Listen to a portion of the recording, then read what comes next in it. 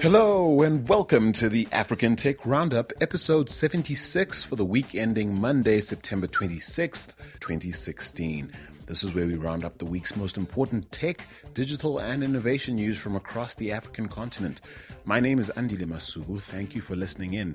In today's show, I'll be lifting the curtain on the hustle of 4 startup co-founders whose business project, dubbed Airbuy, recently won the MIT Global Startup Labs competition at Wits University. Now, we often hear from listeners based outside the continent who are keen to get a sense of what it's like to develop a good idea into a startup and then scale that into a thriving business, all under the unrelenting African sun. Now, if you're one such listener, stick around till later to hear Airbuy's 4 co-founders dish on their hustle. But first, we'll get into this week's headlines, which include solar company D.Light raising $22.5 million to grow its PayGo business globally, Yahoo reeling from the worst cyber attack in history, and Vodafone Egypt, Etisalat, and Orange Egypt all declining to bid for the 4G licenses currently being offered by the Egyptian government. That's all ahead, but first, this episode of the African Tech Roundup is brought to you by our sister podcast, African Tech Conversations. The series features relaxed, in-depth chats that I've had with leading entrepreneurs, innovators, and executives who are intimately involved in Africa's tech scene. Featured are the likes of Tomi Davies, Alan Knott Craig Jr., Toro Orero, and Teto Nyati, just to name some, all like you've probably never heard them before.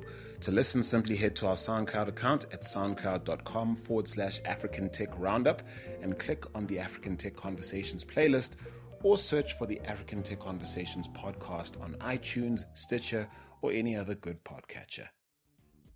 And so last week, the Internet Society hosted its annual global membership meeting called Intercommunity, at a time when US lawmakers continue to debate the merits of allowing internet governance to shift from the United States to the international body ICANN. Now, one of our listeners in the US, Nicholas, attended one of the sessions held in Washington, D.C., and sent us a report detailing the biggest issues discussed and explaining why some politicians in the US remain opposed to the transition. Take a listen. Hello, my name is Nicholas, and I'm in Washington, D.C. The Internet Society is an organization which works to ensure that the Internet stays open, transparent, and shaped by its users. On Wednesday the 24th, they held their annual global membership meeting called Intercommunity. This meeting took place in 3 different time blocks to accommodate multiple regions. Each session had a physical location where people could meet or an online portal which allowed users to view the meeting and interact using a chat room. Session 1 was held in the Asia Pacific region. They discussed internet security. Some of the physical locations for this session were Bangkok, Thailand, Singapore, Sydney, Australia, Tokyo, Japan, Istanbul, Pakistan, and Manila in the Philippines, to name a few. Session 2 was in Africa, the Middle East, and Europe. Some of the physical locations for these meetings included Johannesburg, Nairobi, Cameroon, Brussels, Moscow, and Geneva. In this session, they discussed economic benefits and empowerment coming from the Internet. Session 3 was held in Latin America, the Caribbean, and North America. This meeting focused around Internet governance. Some of the physical locations included Washington, D.C., New York, Mexico City, Venezuela, Argentina, and Ottawa, Canada. In total, the 3 meeting sessions had more than 2,500 people in 160 countries around the world participate in the 41 physical locations and online. I attended the 3rd session in Washington, D.C., which was held in the Microsoft Innovation and Policy Building. Our guest speaker was Lawrence Strickerling. Mr. Strickerling is the Assistant Secretary for Communications and Information. He serves in the National Telecommunications and Information Administration, which is a part of the U.S. Department of Commerce. Last week, he testified in front of a U.S. Senate committee regarding transitioning of Internet governance from the United States to an international body called ICANN. Some politicians in the United States oppose this transition. Their concerns are around a misunderstood perception that the international body would somehow be able to restrict or regulate free speech on the internet. The misinterpretation of this transition, which has been planned since the 90s, has more to do with perception than reality. The U.S. politicians who object do so in part because the membership of ICANN includes representatives from countries like China and Russia. Their fear is that governments, which they view as hostile actors, would somehow use ICANN to remove content from the internet. ICANN only supervises domain names and manages the distribution of IP addresses. Essentially, what they do is manage the phone book for the internet. What they do ensures that if you were to type in a specific web address, the website you ended up at would be the one you intended to, instead of some scammer stealing the web address to exploit people by redirecting them to a different website. The flow of traffic on the internet itself is controlled by internet network and individual platform operators, not ICANN. The justification being used to oppose this transition to ICANN is not possible from a technical standpoint. This issue is very complicated because it's one involving decision makers in a technical manner that are being made by people who lack technical expertise. This transition is scheduled for the 30th of September, but may be stopped by U.S. Congress. Personally, I support this transition because the internet has become a global commodity, and I believe that no single country should have disproportionate control over its administration. To learn more about this event and how you can become a part of the Internet Society, visit their website at www.internetsociety.org. Many thanks to Nicholas for that report. Now, remember, you too can be part of the show. We'd love for you to share your experiences and insights from the trenches of Africa's tech scene and beyond. You're welcome to send us an email or an audio note. The email address is hello@africantechroundup.com. We look forward to hearing from you and making your voice heard on this platform. And now it's time to get into this week's news. First up, the hashtag Data Must Fall campaign led by South African celebrity media personality Thibaut Touch presented their case before South Africa's parliament. Now, last week, they put forward allegations that South African mobile telcos are ripping off the public with their data prices, which incidentally are some of the highest in the world. Now, kudos to them, I guess, for turning popular discontent into some meaningful action.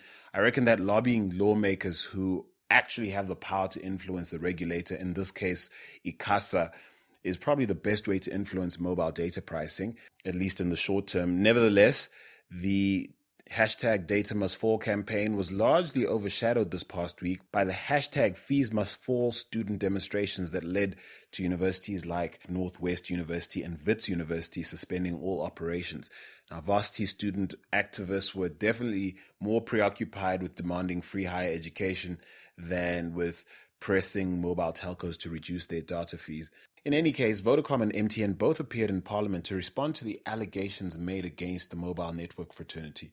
In summary, what they said was that most consumers are simply oblivious to how much data they're using because of smarter devices, because of data-hungry apps and faster networks. Basically, they're arguing that quote-unquote disappearing data is basically a perception issue. They also said that freeing up of old bandwidth frequency currently occupied by radio and television stations is probably the best way to drive the cost of data down significantly. That, my friends, is not going to happen anytime soon, especially given the myriad of legal battles surrounding the licensing of bandwidth in South Africa. I suppose the thing for me is I hope all the people that lent their support to the Data Must Fall campaign understand how long it can take for an issue raised before Parliament to actually lead to amendments in law. I figure that by the time that happens, prices may have already come down due to market influences, and mobile telcos like Vodacom and MTN will probably at that point have adjusted their models to adapt to the changing technological environment.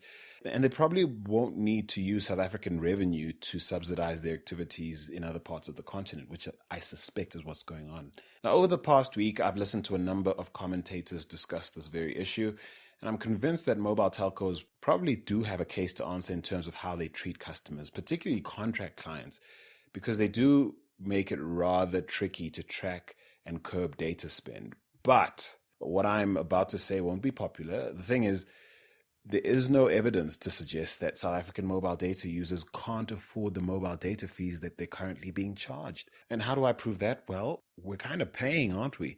The fact is we're spoilt for choice in South Africa. And like I said last week, mobile data is not the only option out there. So there's ADSL, there's Wi-Fi, there's fiber. I reckon anyone particularly frustrated with the mobile telcos should strike them where it hurts, in their big fat wallets. Cancel your contract. In fact, I've never had one. Then what you do is consciously and actively scale back on mobile data usage and back alternative broadband providers. Then lobby government to speed up the rollout of free public Wi-Fi, which, by the way, we all pay for indirectly anyway. Now, perhaps the Data Must Fall campaign might yet lead to a concerted public effort along those lines. And if not, I fully expect we'll continue to pay whatever the mobile networks choose to charge us for data, subject to regulation, of course. To Kenya next, where one of the biggest funding deals of the week went down last week. Solar company D.Light raised $22.5 million to grow its PayGo business. They're taking it global in an effort to support their mission of providing solar energy solutions for households and small businesses around the world. Now, the company raised $15 million in Series D equity from Kawi Safi Ventures Fund, Energy Access Ventures, Omidja Network, and New Quest Capital Partners, while also securing $2.5 million of debt funding raised through Sunfunder and $5 million in grant funding courtesy of the Shell Foundation, the U.S. Agency for International Development, as well as the United Nations Capital Development Fund. You go, Kenya. Solar energy-related ventures are proving to be winning tickets this year so far. It can only bode well for the continent, I think, given the challenge to deliver electricity to millions of Africans who currently must make do without. And meanwhile, in Nigeria, the Lagos-based real estate classified startup tolet.com.ng has raised a 1.2 million Series A round of funding from Frontier Digital Ventures. Now, they plan to use the money to improve their technology platform and grow aggressively across Nigeria over the next 12 to 18 months. Well, my view is they'll no doubt need a lot more money than that as they go along, given what we know about how tentatively Nigerians are taking to e-commerce.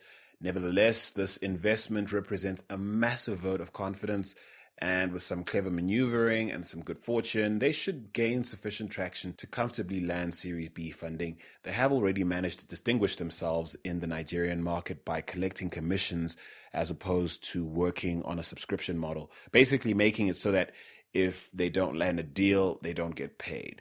So perhaps that's just the thing to make Nigerians think twice before hiring a regular property agent and taking their business online. And now for some international news.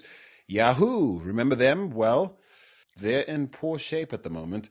Last week it came to light that the internet company had been the target of the largest cyber breach in history. At least that's as far as the breaches that have been publicly announced are concerned. Now, the company has come out saying that state-sponsored hackers have stolen information from about 500 million users. Yes, folks, that's 500 million people.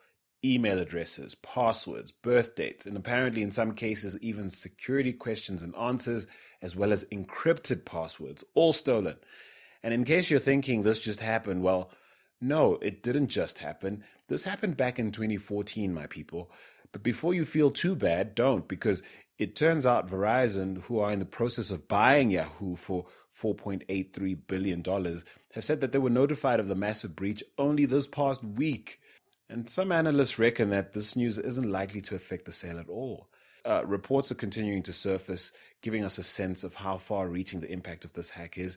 Apparently, if you've ever been a BT Internet or Sky Broadband customer, you're likely to be at risk because these two companies outsource their webmail to Yahoo, and they're just one of many, many, many companies that have done the same. Oh, and then, of course, there are the class action suits that are being filed by Americans who are incensed by Yahoo's slip-up, or what they're calling a breach of trust. So it goes without saying, to all 7 of you who still use Yahoo, go change your passwords, folks. And remember that the real danger is the fact that if you're like most human beings, you tend to use the same password on other sites. So go and change those too, because those hackers will no doubt be trying to trace you across other platforms. To South Africa next, where it's been an interesting week for the video on demand scene, as well as for television in general. Firstly, fixed line operator Telkom, as well as the Naspers owned VOD service Showmax, announced some streaming packages that essentially offer consumers access to zero-rated content. Now, I've spoken often on this show about the likelihood of major strategic partnerships forming between major telecom service providers and media giants. In fact, some months ago, I interviewed BT's head for Sub-Saharan Africa, Oliver Fortain, for the African Tech Conversation series, and he went as far as saying that of all the tech trends with the potential to disrupt BT's business worldwide, he reckons media is the dark horse to watch. And I said if there were smart telecoms players like BT would do everything they could to be on the inside track as far as media is concerned. And so here it is, going down like he said it might. And by the way, the conversation I had with Oliver Fortain is definitely worth a listen. You can check it out by searching for the African Tech Conversations podcast on SoundCloud, iTunes, Stitcher, and any other good podcatcher. But meanwhile, DSTV Supersport decided to live stream South Africa's varsity football final on Facebook last week. The stream drew well over 16,000 viewers and no doubt signals the dawning of a new day, at least as far as large sporting spectacles looking to tap new audiences do so by harnessing social media platforms. Now, congratulations to Tshwane University of Technology, who won their match against the University of Johannesburg by 2-1. I'm obviously a little gutted about that, given I was definitely rooting for UJ. But both teams being a part of South African television history. Now, this trend to live streaming major sporting events on social media platforms is definitely one to watch. Now, staying with news out of South Africa, Uber has announced a number of different security measures that they're hoping will curb the recent spate of criminal incidents linked to their ride-sharing service in South Africa. Now, in addition to ongoing reports of Uber drivers and riders facing harassment and sometimes even violence from traditional cab drivers in certain places, news of riders being kidnapped, assaulted, and even robbed have also surfaced lately. Now, some of the measures Uber says it's already started rolling out is providing riders with the color of a car that they might have hailed, in addition to being sent the driver's image, the vehicle type, and of course the license plate. They've also begun to introduce a panic button system that would allow a driver to send off an SOS signal to Uber's security response team. That's in the event of an attack or an emergency. And also this past week, Uber Africa announced that they'd poached Dion du Toit from De Beers Group, where he worked as head of global interventions and investigations. While he was at De Beers, he was responsible for combating the global illegal diamond trade and managing the protection of partners and staff. Now, he will inhabit the role of head of security at Uber Africa going forward. So please do tell me, Uber riders in South Africa, have the recent reports of criminal activity linked to the use of Uber made you think twice about using the platform? And are the efforts Uber is making to keep both riders and drivers safe enough to set you at ease? Well, let us know on Twitter at African Roundup. You know, I'm guilty of jumping on Ubers without really checking the vehicle registration number or double checking that the driver matches the picture on the app.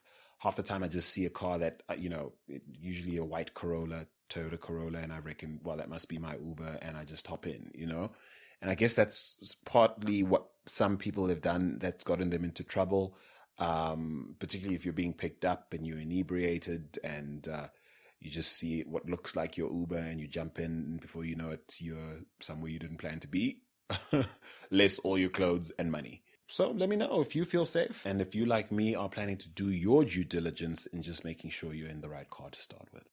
To Nigeria now, where Y Combinator's Nigerian tour has me way more excited than Mark Zuckerberg's visit.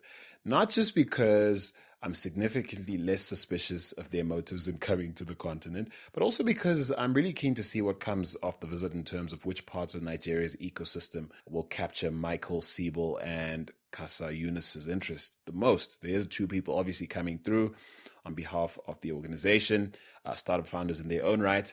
And so the tour kicked off last Friday, September 23rd, where the Y Combinator cats made a stop at Startup Friday, as well as at Ingressive's Investor Dinner in Lagos. Then on Saturday, they looked in on Tech Circle at the Lagos Business School. And of course, today, Monday, September 26th, the tour continues at Ingressive's press conference, which will be hosted at Ndela. It's scheduled for 9 a.m. And then following that at 11 a.m., Y Combinator will be hosting their office hours event. The tour ends on Wednesday with a Y Combinator coffee chat at Cafe Neo in Lagos at 4:45 p.m. But for details on all the rest of the stops Y Combinator will be making in Nigeria, because of course they'll also be visiting Abuja, just head to techcabal.com. They've listed all the details there. And do let us know what you think, Nigeria. What do you make of this visit? Are you impressed by the two gentlemen there? What kind of conversations are you having? What is your sense of what Y Combinator will take back to America and deliberate on regarding our tech ecosystem? Give us a shout on Twitter and let us know at African Roundup.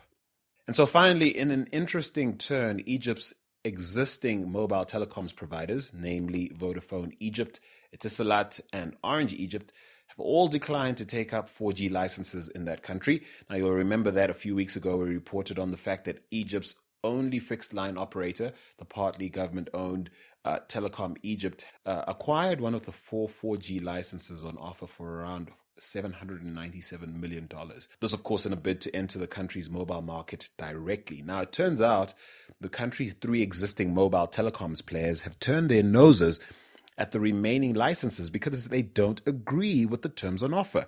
They're saying that the government currently isn't offering enough spectrum to operate 4G services. It does seem, though, that they'd be keen to participate if the terms were revised, but it seems that the Egyptian government is in no mood to negotiate, and now the government plans to auction the licenses on the international market. Now, foreign operators like Zain, China Telecom, Saudi Telecom, and Lebara KSA have all expressed interest in acquiring the licenses, but it does remain to be seen whether the terms rejected by Vodafone, Orange, and Etisalat will prove satisfactory for them. And those are the week's biggest stories, folks. And now, as promised, I'll be lifting the curtain on the hustle of 4 startup co-founders whose business project, named Airbuy, recently won MIT Global Startup Labs competition at Wits University. We'll be looking under the hood of their hustle, as it were. A really interesting conversation, a sneak peek into the life and mindset of startup founders doing their thing right here in Johannesburg, South Africa. Take a listen. So, fellas, say hi to the people. Just say your name and what you do at Airbuy. Hi, my name is Jabulo Makatini, and I focus more on the marketing side at Airbuy. Hi, my name is Tapanko, and I am the CEO of Airbuy. Hello, my name is Monelong Kosi, and I focus on strategy of Airbuy. Hi, my name is Gabriel Twala, and I focus on the technical side of Airbuy. Yeah, so you guys attended the MIT Global Startup Labs sessions at Wits University. What's the biggest or most important thing you learned there about? Building a business around your product is the most important thing that we learned. They gave us a lot of business tools, like getting your market research in check, figuring out your customer lifetime costs or customer lifetime value, stuff like that we weren't really queued up on. So, yeah. And so as a tech head, is it often difficult to balance the need to have a business mindset as well as care about every single last piece of code? Well, they also taught us to actually, before starting to code, starting to touch your computer, you must actually wireframe everything. So now make sure that everything loops around each page that you want on your app or maybe your website, and make sure everything is functional before actually touching code. And so what would you say is the biggest aspiration you have when you look at other tech ecosystems outside of Africa? Now, there's a lot that makes us unique, and we're going to get into that relative to more developed countries and developed scenes. But what is one of the things that you look at, say, looking over at Silicon Valley or London or Tel Aviv or places like that you aspire to as a startup founder or co-founder? One of the key things is that, in Silicon Valley, they have this culture of fail fast. I think if we can implement that in South Africa, actually, or Africa, we can achieve a lot. And besides failing fast, is that startups in the US and Silicon Valley take time to develop their businesses before they can make profit. they don't just make profit. If they make profit, they just throw it into scaling and growing the businesses. So that also inspired me, because most of us here, when we start making 100,000 rands or 100,000 US dollars and everything, it's a party. But for them, it's not. They rather spend 6 months in an office, no renting or anything, just renting an office and just showering in a gym just to grow their businesses and the culture. So if we can implement that and not and not treat like our startups like a 9 to 5, where you just get in an office like 9 a.m. and then 5 p.m. just go home. No, just set like 100-hour per week and then, take it from there. Yeah. All right, so Njabula, this is not your first taxi ride, my man. Yeah, no, I've been in this taxi before. So, yeah, I mean, we have a history. I interviewed you some years back about another startup that you co-founded that actually did quite well in the hardware space.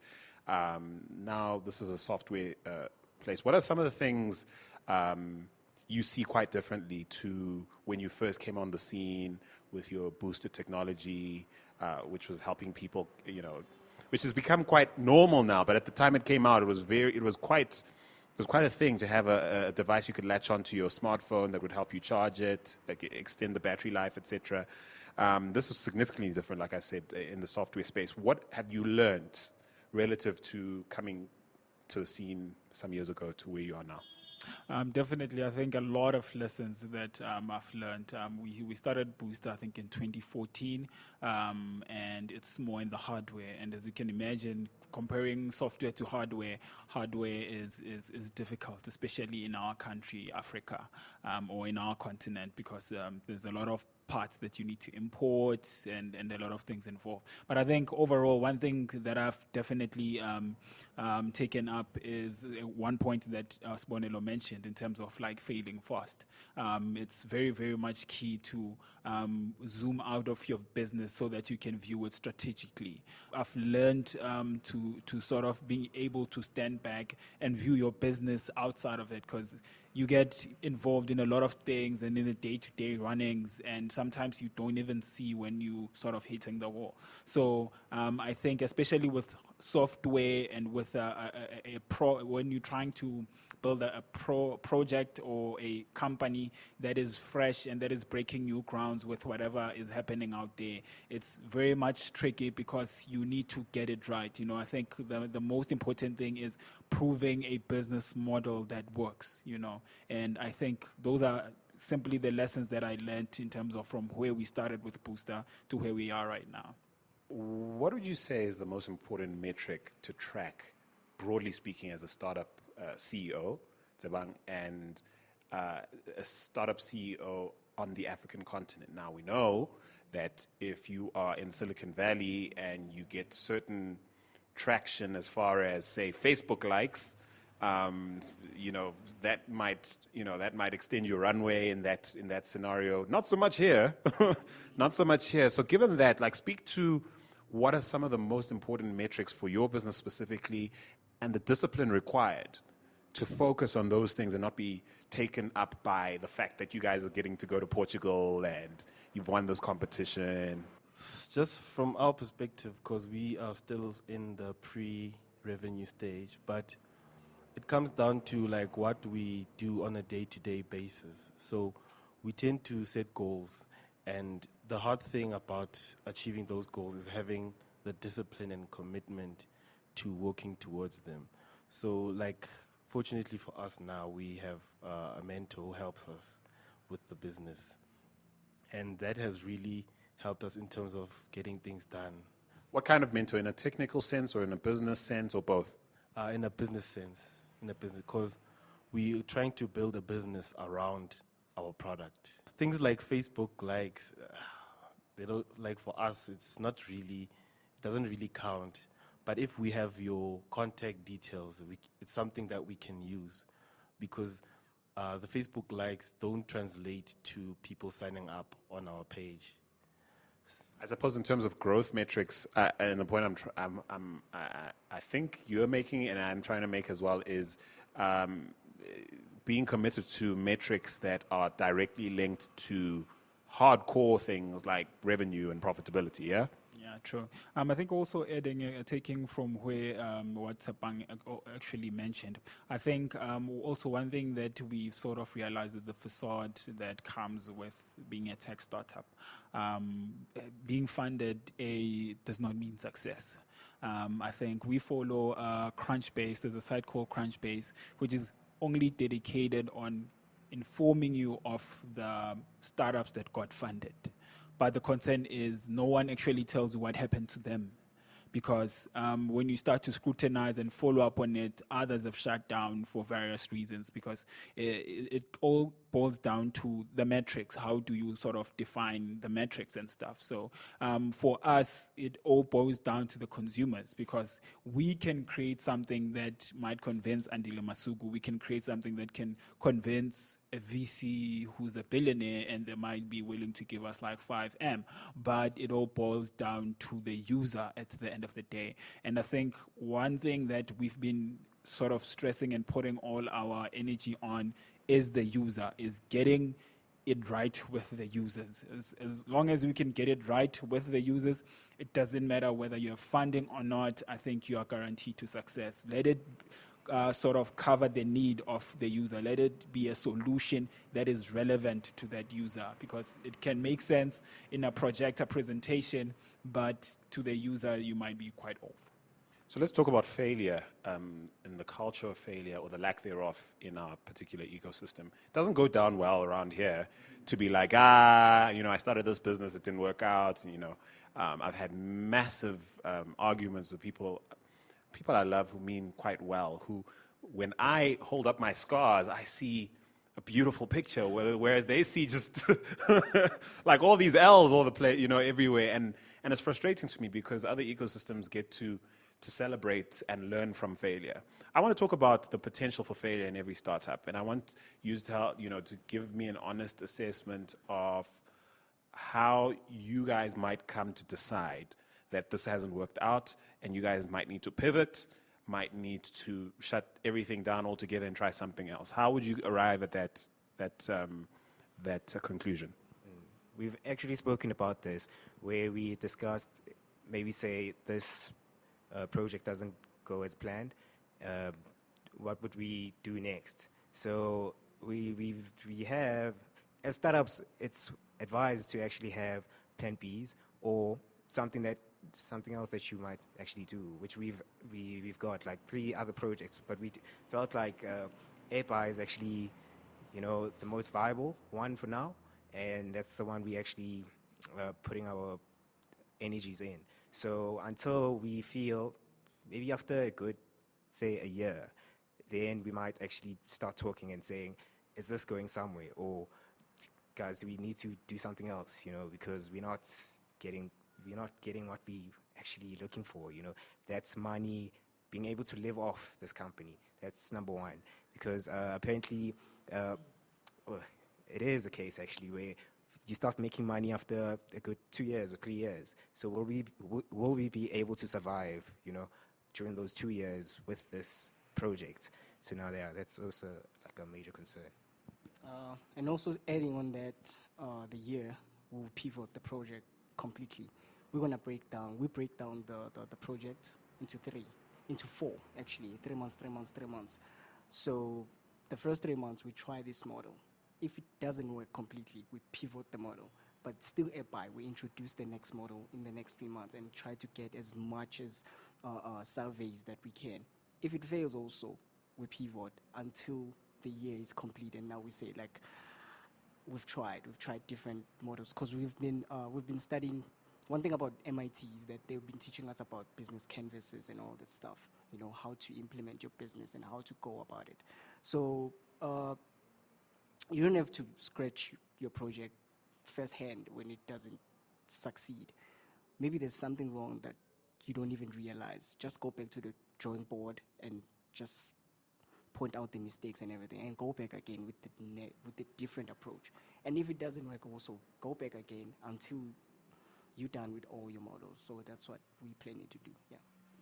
And so you guys touched on something quite interesting, this idea of how do you survive through that process? I mean, a year is a long time, and I know at least two of you guys are fresh out of varsity, right?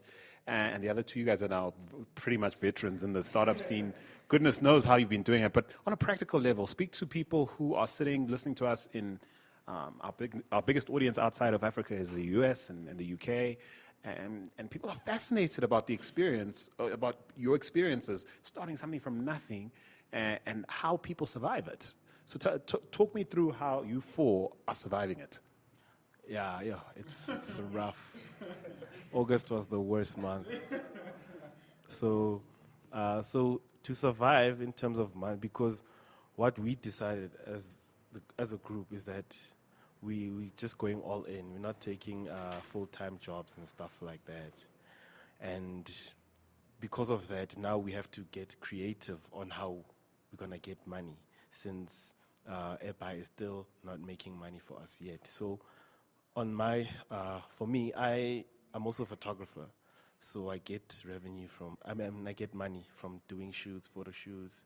And I'm fortunate to be I'm friends with the DJ, so he always rolls around. So I just shoot wherever he is, and I get to meet different people from clubs and whatever. Sometimes I take people's numbers, send them photos, and then ask them questions based on our products, just doing market research.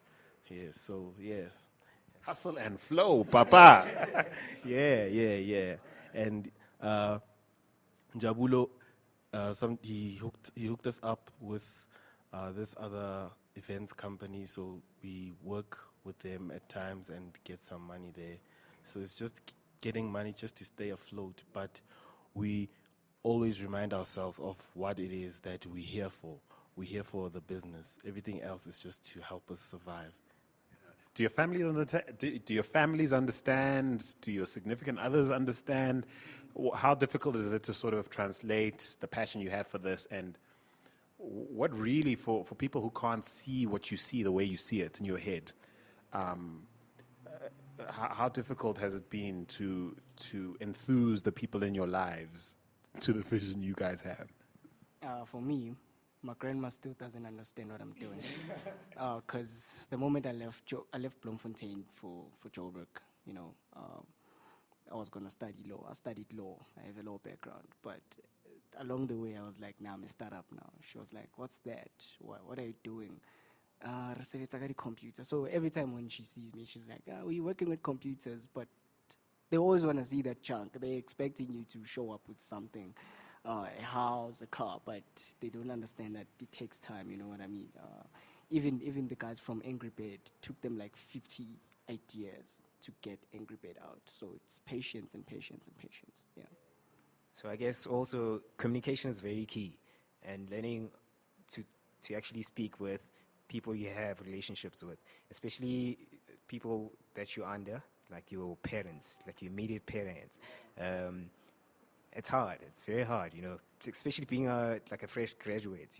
I had to teach myself how to do websites to actually, get some more money. We all actually know a bit of WordPress, so that we can actually live off something, Yeah, so that's how we surviving for now.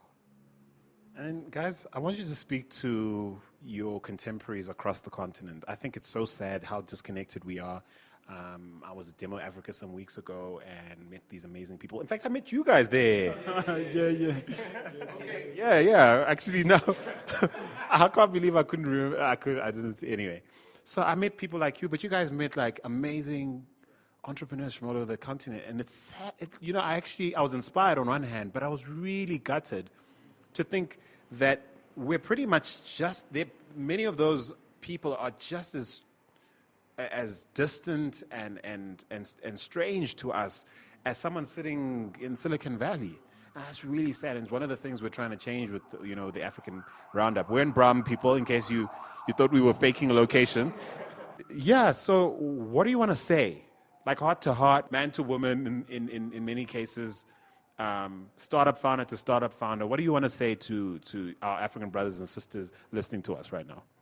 I think personally, as Africans, we bigger and stronger than we think. I think maybe globally, other people in other parts of the world view us as starting off, or I don't know, a bit sort of victimized kind of a thing. But for the fact that in such unfavorable environments, we are able to stand firm and start companies and that grow to be something amazing. I think that shows you the power we have as Africans. And I think it's a point that you are mentioning that I've also noticed. And I think us collaborating more and sort of having a lot of things that we do and engage with each other, we can have greater strength to not even need anyone from the Silicon Valleys of the world or anything like that. But us just collaborating together, even doing business together. I mean, if you do something and you are connected to the whole of Africa alone, you're good. You do not even need to scale it out of Africa. So I think we are missing a lot from being so disconnected and everything. You know what got me off on, especially on Demo Africa, is that two guys who were doing the same thing were opposite each other, and that kind of broke my heart because these guys are doing the same thing, but they don't even know about each other. Probably it's the same service that they're giving out, and for them not to know more about each other and be able to be like opposite each other, because like it costs confusion to many people, and also it's for them it's like, okay, what are we doing here? Because now you be trying to sell the product that your neighbor is selling at the exhibition, and it's pretty bad for business, and exactly for reputation it's pretty bad. So with us it's that we don't have union. I would say let's unite, and by that we'll know who's doing what and who's not doing what. I'll know what my neighbor is doing, and I'll try and tweak that. Instead of me competing with him or her, I'll be like, look, I'll be the guy who's sweeping at your salon. You're cutting the hair. Like, for example, you're cutting the hair, right? I'll be the guy who's sweeping. You're the tech guy. I'll be the encryption guy. And with that, it's like the good relationship and the growth of Africa rather than competing with one another. Yeah. And another thing is that as tech guys or startup guys, like, go out to entrepreneurial events, meet people. That's where we met Andile. We, just meet people, go out there, meet people like you. Don't just stay there working on your product, Yeah. And when you can, travel, right? Like you guys are about to do. Yeah, when you can, travel, Yeah. Open yourself up to the world. And so in the spirit of sort of letting Africa in on your hustle, and how can people get in touch with you and track your progress? We'll be watching for every pivot. Yeah, definitely. People can definitely get in touch with us. Our website is www.airbuy.co.za. Feel free to hit us up if you want to partner, if you want to work together, if you want to be a client, anything. We're just open to just engage with anyone across the world. Yeah. Fantastic, guys! You guys, your families ought to be proud. Your mothers would certainly be proud if they could see you now. And I'm really excited to see what's the vibe that's starting to take hold of Braamfontein. For those of you who are not familiar with Johannesburg, Braamfontein is an urban precinct just one bridge away from Johannesburg city center proper.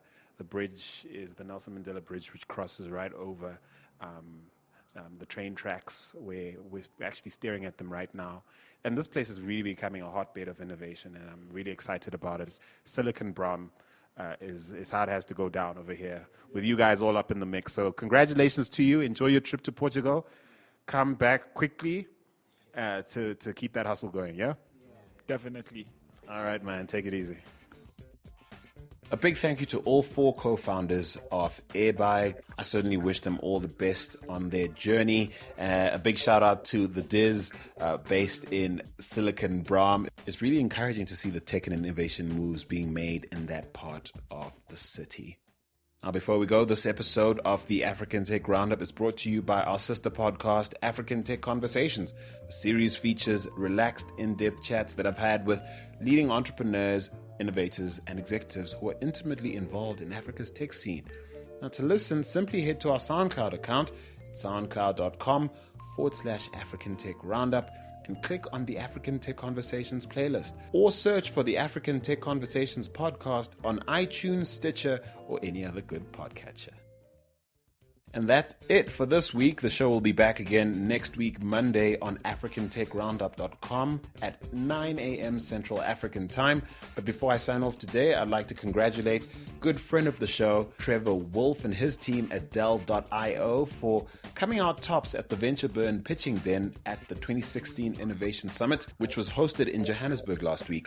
Good luck to them as they now go on to compete in Phoenix VC's Startup World Cup in Silicon Valley next year. They'll be in the running to win $1 million worth of investment. We certainly wish them all the very best. And that's it from me, Andile Masugu. Until next time, do take care, Africa.